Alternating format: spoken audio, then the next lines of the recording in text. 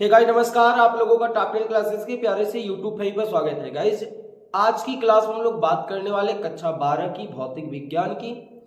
हमें उम्मीद है कि इससे पिछले वाले वीडियो में जितने टॉपिक आपको बताए गए थे या जितने टॉपिक कवर किए गए थे वो सारे टॉपिक आपको आ गए होंगे। अगर कहीं भी कोई भी दिक्कत रहा करे तो आप कमेंट बॉक्स में कमेंट कर सकते हैं।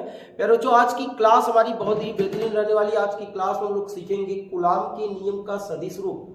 कूलाम के नियम का सदिश रूप। काफी बच्चों का मानना होता है कि ये हेडिंग हम लोगों को समझ नहीं आती अच्छे से। प्यारे बच्चों, अंत तक वीडियो देखिएगा तो आपको ऐसा लगेगा ही नहीं कि हमने कूलाम के नियम का सदिश का रूप कब क्लियर कर लिया। और साथ में आज एक हेडिंग और है, आज के टॉपिक में एक हेडिंग और जुड़ी है जिसे हम लोग अध्यारोपण का सिद्धांत या बहुल आवेशों के बीच बल के नाम से जानते हैं। तो आज की क्लास में दो हेडिंग कवर करने वाले प्यारे बच्चों। तो चलिए क्लास को स्टार्ट कर लेते हैं बिना आपके टाइम को गवाए हुए। क्लास को स्टार्ट करने से पहले आप चैनल पे नया होंगे तो चैनल को सब्सक्राइब करके बेल आइकन को प्रेस कर लीजिएगा ताकि आने वाली वीडियो की नोटिफिकेशन आपको मिलता रहे। चलिए क्लास को स्टार्ट करें बच्चों। आज की जो टॉपिक है वो है कूलाम के नियम का सदिश रूप और अध्यारोपण का सिद्धांत। एक बार आपके मन में ये सेट हो जाना चाहिए, आज की क्लास में हम लोगों को दो चीजें पढ़नी, एक कूलाम के नियम का सदिश रूप और एक क्या पढ़ना, अध्यारोपण का सिद्धांत। ये इसी के नियम पे आधारित ये भी है, ये आप अच्छे से समझ लो तो ये भी आपको आ जाएंगे। तो चलिए शुरुआत करते हैं कूलाम के नियम का सदिश रूप। ये देखिए कूलाम के नियम का सदिश रूप की बात करें तो सबसे पहले प्यारे बच्चों कुछ डायग्राम की जरूरत होती है जो कि हमने पहले बना के रखा है जिससे कि आपके टाइम का लॉस ना हो और अच्छे से आपको समझा सके, इसलिए पहले से बनाया गया है। देखिए यहाँ पर सबसे पहले दो बिंदु आवेश Q1 एंड Q2 लिया गया है। दो बिंदु आवेश Q1 एंड Q2 लिया गया है, वो आपको दिखाई पड़ रहा होगा। दो बिंदु आवेश Q1 और Q2 है जिनके बीच की दूरी कितनी है प्यारे बच्चों, R है। जिनकी बीच की दूरी क्या है, R है। ध्यान से, उसके बाद इस Q1 की स्थिति सदिश R1 है, किसके सापेक्ष, मूल बिंदु के सापेक्ष, और Q2 की स्थिति सदिश मूल बिंदु के सापेक्ष क्या है, R2 है। एक बार फिर से बात को क्लियर करते हैं। कोई दो बिंदु आवेश Q1 और Q2 R दूरी पर स्थित है। कोई दो बिंदु आवेश Q1 एंड Q2 R दूरी पर स्थित है। इस Q1 की स्थिति सदिश R1 है। स्थिति सदिश का मतलब है प्यारे बच्चों एक ऐसा सदिश जो किसी के सापेक्ष स्थिति को व्यक्त करे। प्यारे बच्चों ये जो R1 है वो R1 मूल बिंदु के सापेक्ष Q1 की स्थिति को बता रहा है और R2 मूल बिंदु के सापेक्ष Q2 की स्थिति को बता रहा है। क्या इतनी बातें आपको क्लियर हो रही कि दो बिंदु आवेश है जिनके बीच की दूरी R है और जिनका मूल बिंदु के सापेक्ष स्थिति सदिश R1 और R2 है। यहां तक बात क्लियर है। अब आप देखो ये दोनों पॉजिटिव चार्ज है प्यारे बच्चों, एक Q1 भी पॉजिटिव है, Q2 भी पॉजिटिव थी। ये दोनों एक दूसरे को प्रतिकर्षण करने वाले, दोनों एक दूसरे को क्या करने वाले प्यारे बच्चों, प्रतिकर्षण करेंगे। भाई प्रतिकर्षण जब करेंगे तो वो बल लगाएंगे, तो लगने वाले बल की दिशा किधर होगी, ध्यान से देखिएगा, लगने वाले बल की दिशा किधर होगी। अच्छा Q1 Q2 पे बल लगाएगा, Q2 जो है आपका Q1 पे बल लगाएगा, ठीक। तो ध्यान से देखिए Q2 के कारण Q1 पे लगने वाला, तो ये बताओ पहले ये Q2 है, ये Q2 Q1 को क्या करेगा, इधर की तरफ ढकेलेगा ना, इधर की तरफ ही तो ढकेलेगा। यार Q2 के कारण Q1 पे जो लगने वाले बल की दिशा है वो कुछ हम लोग इस प्रकार दिखा सकते हैं। क्या बोलो जरा सा, Q2 के कारण Q1 पे लगने वाले बल की दिशा ये, और Q1 के कारण Q2 पे लगने वाले बल की दिशा ये हमने दिखा दिया। Q1 के कारण Q2 पे लगने वाले बल की दिशा ये होगी। अब नामकरण करना है बस। तो बताओ दूसरे के कारण पहले पे लग रहा है ना, तो दूसरे के कारण पहले पे लगने वाला बल F21 दिखा दिए। क्या दिखा दिए प्यारे बच्चों, F21। ये F21 बता रहा है कि दूसरे के कारण पहले के आवेश में लगने वाला बल। तो अगर हम वहां भूल जाते हैं क्या है क्या नहीं, तो ये बातें हम यहाँ नोट कर लेते हैं प्यारे बच्चों कि F21 हमने क्या लिखा है। F21 ये हमने बताया है कि दूसरे आवेश के कारण। अब दूसरे न लिखकर डायरेक्टली अगर हम लिख दे भैया Q2 के कारण, Q2 के कारण Q1 पर लगने वाला बल, इसमें क्या बच्चों, Q2 के कारण Q1 पर लगने वाले बल की दिशा, Q1 पर लगने वाले बल की दिशा। अब बताओ क्या इतनी बातें आपकी क्लियर हुई? उम्मीद है कि आपको अभी तक समझ में आ रहा है प्यारे बच्चों। आगे अब यार Q1 भी तो Q2 पे बल लगा रहा है, Q1 भी Q2 पे बल लगा रहा है, इसका नाम हमने रखा किस पे लग रहा है, 2 पे। किसके कारण लग रहा है, 1 के कारण, तो 1 2 बोलो ये बात क्लियर होगी। F12 तो F12 क्या हो जाएगा, यहां भी हम बता देते हैं कि ये F12 क्या है, F12 तो F12 क्या है मेरे बच्चों, F12 है Q1 के कारण, Q1 के कारण ये बल लगा है, Q1 के कारण Q2 पे लगने वाला बल, Q1 के कारण किस पे लगने वाला बल मेरे बच्चों, Q2 पर, Q2 पर लगने वाला बल। देखिए ये आपको इसलिए लिख के बताया जा रहा है जिससे कि आप भूल ना पाओ प्यारे बच्चों कि वो क्या है, ठीक। अब बताओ यहां तक कोई दिक्कत, हमको ये बात क्लियर हो गई कि भैया ये F21 जो नाम दिया गया है इनके कारण इस पे लगने वाले बल है, और जो F12 है वो इनके कारण इस पे लगने वाले बल है। यहां तक क्लियर हो गई प्यारे बच्चों। अब हम यहाँ उपयोग करेंगे एकांक सदिश का, किसका उपयोग करने वाले, एकांक सदिश का। और एकांक सदिश क्या है वो यहाँ ध्यान देना होगा प्यारे बच्चों। एकांक सदिश एक ऐसा सदिश होता है जिसका परिमाण सदैव केवल एक होता है और जिसका उपयोग केवल दिशा व्यक्त करने के लिए किया जाता है। कक्षा 11 में आपने पढ़ा होगा। तो यार यहाँ यूनिट वेक्टर का यूज करने वाले हैं, तो यूनिट वेक्टर का यूज करने के लिए हम लोग देखिए क्या करते हैं। आप मुझे ये बताओ इस बल की दिशा क्या होगी, इस बल की दिशा कैसे आप बताओगे प्यारे बच्चों, ध्यान से देखिएगा, बताओ कि इस बल की दिशा आप कैसे बताओगे। इस बल की दिशा बताने के लिए आप कहोगे ना कि भैया मैंने आपसे पूछा एज एग्जांपल आप बताओ प्यारे बच्चों वो कि अगर ये पूरब होता और ये क्या होता, पश्चिम होता, अगर ये दिशा पूरब होती और ये दिशा पूरब होती, ये दिशा पश्चिम होती, तो मैं पूछता कि ये इस बल की दिशा किधर है, तो आप जरूर बोलते सर इस बल की दिशा पूरब से पश्चिम की तरफ है। पूरब से किधर की तरफ है, पश्चिम की तरफ है। पर यहाँ पूरब और पश्चिम हमको लेके चलना नहीं है, यहाँ दो Q2 और Q1 के सापेक्ष बताना है। तो बताओ इसकी दिशा किधर है, दूसरे से पहले की तरफ, दूसरे से पहले की तरफ। तो दूसरे से पहले की तरफ दिखाने के लिए इस बल की दिशा को दिखा रहे हैं, ध्यान से देखना मेरे प्यारे बच्चों,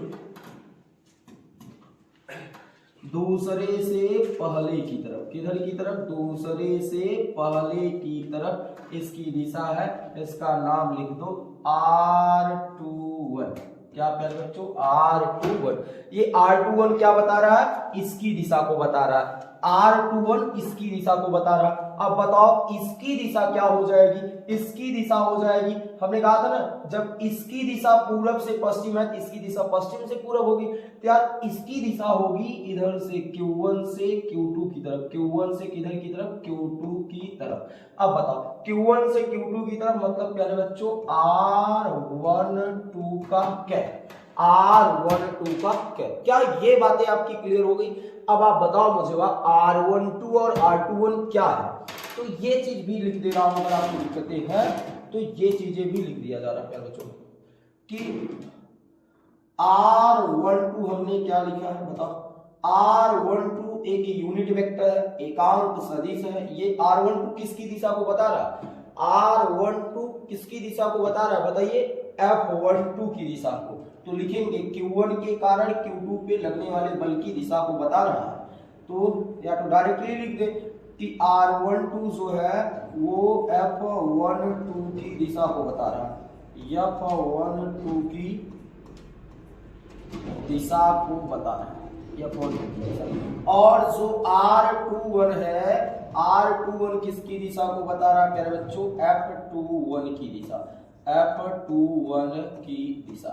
अब बताओ जो चीजें आपने वहां पर लिखा वो चीजें हमने यहाँ पर बता दी, बिल्कुल अभी तक कोई दिक्कत नहीं होना चाहिए मेरे बच्चों। अब हम आगे बढ़ते हैं। अब देखिए कूलाम के नियम का जो सदिश रूप है वो कूलाम के नियम की सदिश रूप हमको यही दो चीज मिला है, एक F21 मिला है, एक F12 मिला है, एक F21 मिला है, एक F12 मिला है। यही अगर हम निकाल ले प्यारे बच्चों तो हमारा कूलाम के नियम का सदिश रूप निकल आएगा। तो याद रखना किसी भी सदिश को व्यक्त करने के लिए परिमाण और दिशा दोनों की जरूरत होती है, परिमाण प्लस दिशा। तो परिमाण और दिशा कैसे निकालेगा ये ध्यान से देखते हैं। तो सबसे पहले अगर हम बात करें प्यारे बच्चों F21, वहां पर क्या निकालना चाहते हैं, F21। अब किसके कारण प्यारे बच्चों, Q2 के कारण Q1 पे लगने वाला बल कौन है, F21 ही है ना, कारण लगने वाला बल, लगने वाला बल कौन है प्यारे बच्चों, F21 कौन है? F21 इक्वल, पहले हमने कहा ना किसी सदिश को लिखने के लिए परिमाण कूलाम के नियम से देखेंगे। कूलाम का नियम क्या कहता था? 1/4 pi epsilon naught Q1 Q2, तो Q1 और Q2 तो वही है, Q1 भी वही है, Q2 भी वही है। हाँ, बीच की दूरी कितनी है इनकी भैया? R, तो R का स्क्वायर हो जाएगा। ये तो हमने परिमाण लिख लिया, ये स्क्वायर है प्यारे बच्चों, ध्यान से देखना, ये हमने परिमाण लिख लिया। परिमाण के साथ दिशा चाहिए। अब आप मुझे बताओ इस बल की दिशा को कौन बता रहा है? F21 की दिशा को कौन बता रहा है? कौन बता रहा है प्यारे बच्चों? R21। तो अब हम यहां लगा देंगे R21 समीकरण नंबर 1। बोलो कोई दिक्कत किसी को है? किसी को दिक्कत नहीं होनी चाहिए प्यारे बच्चों। अब हम निकालेंगे Q1 के कारण Q2 पे लगने वाला बल। अभी Q2 के कारण निकाले थे, अब किसके कारण निकालेंगे? Q1 के कारण। किसके कारण प्यारे बच्चों? Q1 के कारण Q2 पर लगने वाला बल। Q2 पर लगने वाला बल। अब बताओ, तो वहां बताओ Q1 के कारण Q2 पे जो बल लग रहा है उसका नाम है प्यारे बच्चों F12। क्या है? F12। बताओ इसका सूत्र क्या होगा? इसका होगा 1/4 पाई एप्सिलॉन नॉट, ठीक। परिमाण वही होगा Q1 and Q2 by R का स्क्वायर।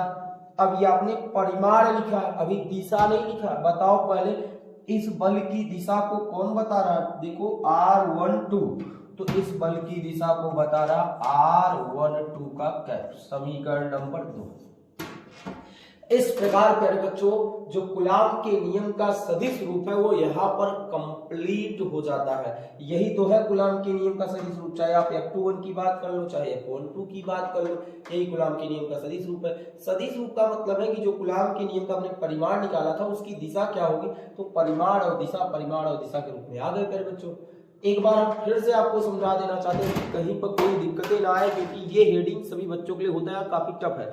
और कुछ भी नहीं मानो, केवल थोड़ा सा समझने की बात होती है। ध्यान से देखना, मैंने क्या कहा था, शुरुआत करते हैं। Q1 और Q2 दो ठो आवेश थे, इनके बीच की दूरी कितनी थी? R ही थी ना। दो बिंदु आवेश है, एक दूसरे से R दूरी पे रखे हैं। अब देखिएगा ये जो Q1 वाला है वो Q2 को ढकेलेगा और Q2 वाला Q1 को ढकेलेगा। Q1 वाला जो बल लगाएगा वो इनको इधर की तरफ ढकेलेगा, Q2 वाला इनको इधर की तरफ ढकेलेगा। यार तो लगने वाले बल बराबर है पर दिशा उनकी क्या हो जा रही है? विपरीत हो जा रही है। तो हमने कहा कि इनके बल को इधर दिखा दिए, इनके बल को इधर दिखा दिए। अच्छा किस पे लग रहा है? पहले पे। किसके कारण? दूसरे पे। तो भैया F21 क्या बता रहा है कि दूसरे के कारण पहले पे लगने वाला बल है, और F12 क्या बता रहा है कि पहले पे दूसरे के कारण लगने वाला बल है। ठीक, बल की कहानी खत्म हो गई। अब इसी बल को मुझे सदिश के रूप में लिखना था, तो सदिश के रूप में लिखने के लिए परिमाण के साथ दिशा की जरूरत पड़ती, तो दिशा हम लोगों ने यूनिट वेक्टर के रूप में निकाल लिया। अब यूनिट वेक्टर कौन है? यहाँ R12 और R21 है। R12 किसकी दिशा को बता रहा है? बताओ R12 किधर की तरफ है? इधर की तरफ है ना, इधर की तरफ है ना, इसकी मुख इधर है। इधर कौन सा बल है? F12। यार तो R12 F12 की दिशा को बता रहा है। R21 की दिशा इधर है, इधर है, तो इधर बताओ इधर किसकी दिशा? F21, तो R21 F21 की दिशा को बता रहा है। बोलो क्या इतनी बातें क्लियर होगी मेरे बच्चों? तो वो सारी चीजें मैंने यहाँ लिखा है, कौन क्या क्या बता रहा है, आपको कहीं भी नहीं भटकना, आपको यहाँ लिखा गया। ठीक, फिर हमने कहा कि इनके सदिश को रूप को लिखा, तो इतना तो मेरा परिमाण हो गया। परिमाण के साथ साथ प्यारे बच्चों दिशा की जरूरत है, तो इसकी दिशा को बताती है R21, तो R21 वाला लगा दी, और इसी प्रकार दूसरा लगा दी। अब यहीं से प्यारे बच्चों एक हेडिंग बनती है, कहा जाता है कि कूलाम के नियम का उपयोग करके न्यूटन के तृतीय नियम की व्याख्या की जाए। तब तक मन में ये चलाओ कि न्यूटन का तृतीय नियम है क्या? हो सकता है सर कुछ और बता दे, हम लोग कुछ और जान रहे हो। तो भैया न्यूटन का तृतीय नियम आपको बताया गया होगा F12 equal to minus F21। अब देखो मजे की बात यही है, अब आपको मैं ये वाला चीज ले आके दिखाने वाला हूं कि कूलाम के नियम का उपयोग करके न्यूटन का तृतीय नियम कैसे लाया जाता है। ये है फिजिक्स की पावर। देखो एक नियम से दूसरा नियम कैसे आने वाला है, अभी आपको ये समझ में आया है ना, तो बिल्कुल वो भी समझ में आ जाने वाला है। ध्यान से देखना क्या करना क्या नहीं करना। शुरुआत करते हैं कूलॉम के नियम से, न्यूटन के तृतीय नियम की व्याख्या यहाँ कर लेते हैं और स्पेस काफी है उतने में हम लोग निपटा लेंगे। अब देखिए प्यारे बच्चों, अभी आपने कहा था या आपने पढ़ा था कि ये वाला और ये वाले दोनों यूनिट वेक्टर है। यूनिट मतलब एकांक सदिश, और हमने पढ़ा है कि जो एकांक सदिश होते हैं सभी के परिमाण एक होता है, यानी सभी एक दूसरे के बराबर होते हैं। तो क्या मैं ये कह सकता हूं कि ये दोनों आपस में बराबर होंगे? तो होंगे। तो लिखिए क्या लिख रहे हैं, चूंकि R12 ओवर R21 एकांक सदिश है। कौन से सदिश है प्यारे बच्चों? एकांक सदिश है जिसका परिमाण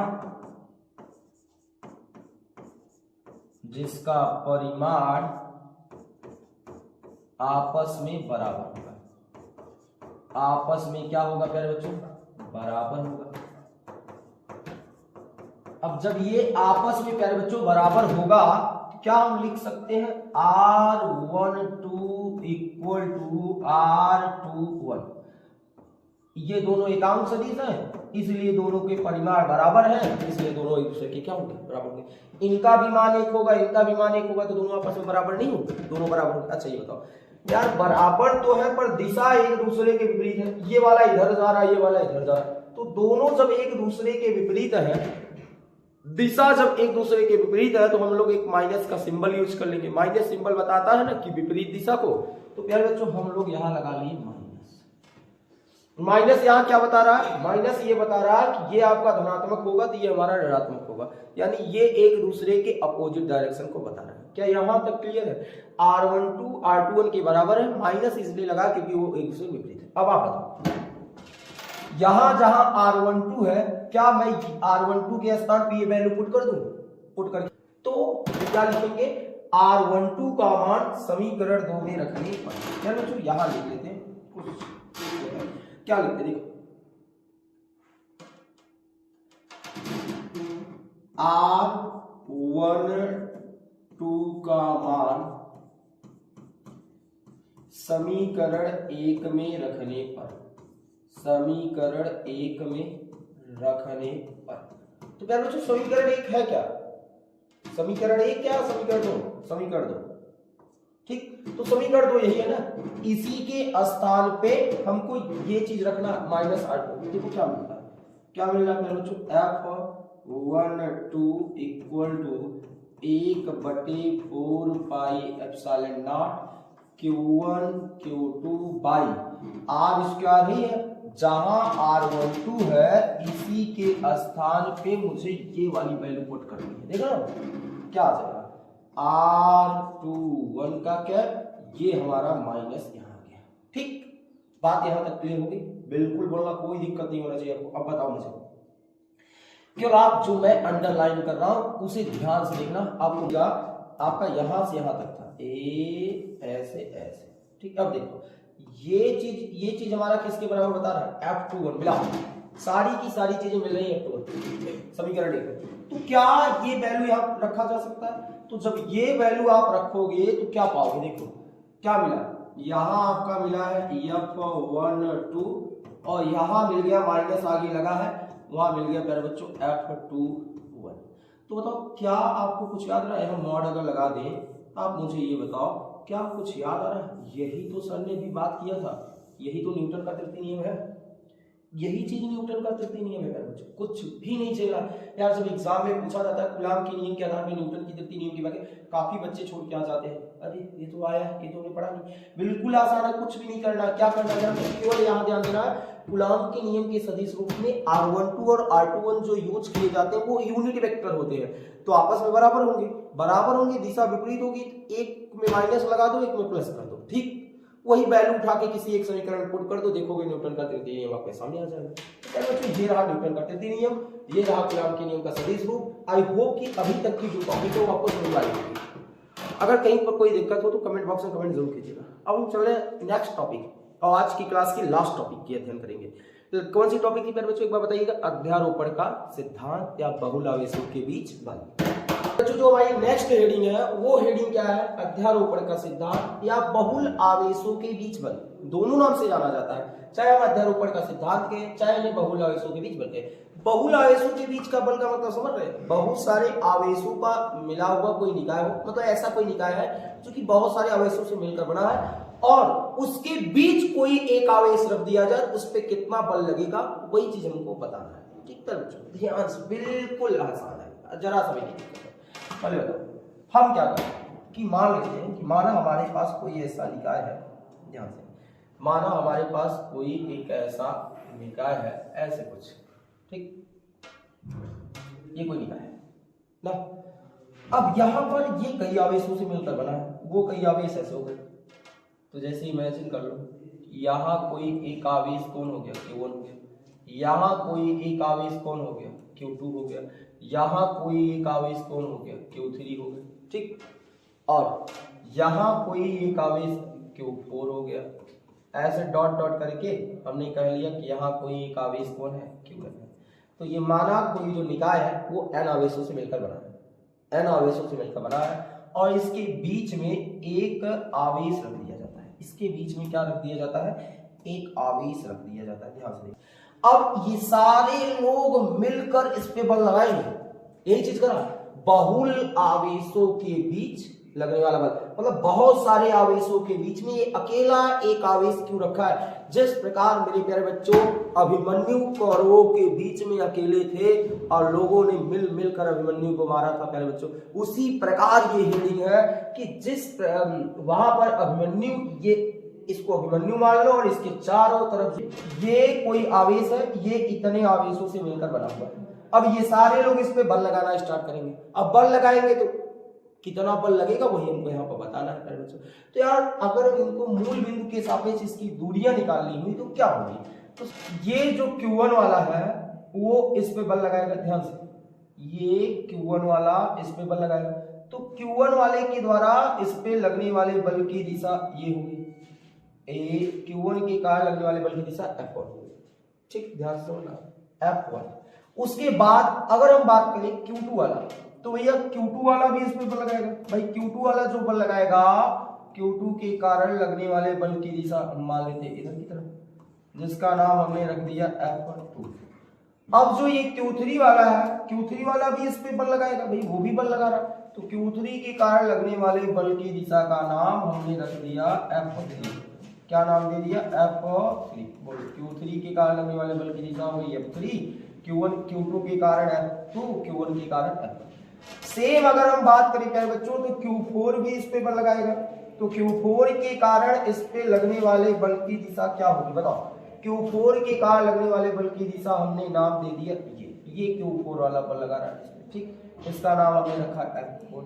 अगर हम बात करें यन वाला, तो यन वाला भी इस पे बल लगाएगा और यन वाले बल की दिशा आपकी ये होगी। तो सारे लोग अलग अलग हो गए, कुछ इस प्रकार आपको समझना है कि मतलब मैंने कहा कि ये आपको केवल ये समझाया जा रहा है कि ध्यान से लिखिएगा कि बहुल आवेशों के बीच स्थित ये आवेश क्यों था, ये आवेश क्यों था, और इन आवेश पे लगने वाला जो बल है, लगने वाला जो बल है वो इन सभी के द्वारा, चाहे इनकी बात करें, चाहे इनकी बात करें, चाहे इनकी बात करें, चाहे इनकी बात करें, चाहे इनकी बात करें, इन सभी के द्वारा जो बल लगाए गए हैं उनके सदिश योग के क्या होता है, बराबर होता है। यही चीज अध्यारोपण का सिद्धांत कहता है। बात समझ रहे हो कि भैया बहुल आवेश का मतलब बहुत सारे आवेश हैं, उनके बीच कोई एक आवेश रखा गया है, उनपे कितना बल लगेगा वो चीज, तो उनपे कितना बल लग रहा है, उनपे सभी आवेशों के द्वारा लगाए गए बलों के सदिश योग के क्या होता है, बराबर होता है। तो ये बात वहां से ये समझ लिख लेते हैं स्टेटमेंट के रूप में क्या होता है। क्या बात किया हमने, बहुल आवेशों के मध्य, बहुल आवेशों के मध्य रखे, बहुल आवेशों के मध्य रखे किसी एक आवेश, वो एक आवेश कौन था, क्यों था, किसी एक आवेश पर लगने वाला बल, किसी एक आवेश पर लगने वाला बल किसी एक आवेश पर लगने वाला बल सभी के द्वारा, जितने लोग इसमें थे सभी लोग इसके ऊपर लगा रहे थे ना, तो लगने वाला बल अन्य आवेशों के द्वारा, क्या करें बच्चों, अन्य आवेशों के द्वारा लगाए गए